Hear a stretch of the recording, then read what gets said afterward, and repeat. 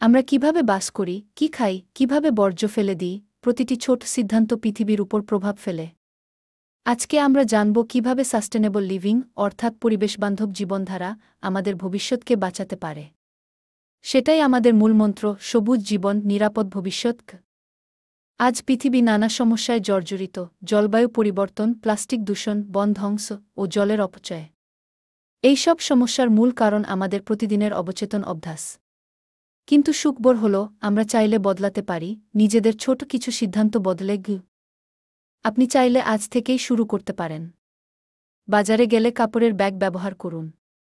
বাসার অর্গানিক বর্জ্য কম্পোস্ট করে সার বানান। বাথরুমে ও কিচেনে পানি অপচয় বন্ধ করুন।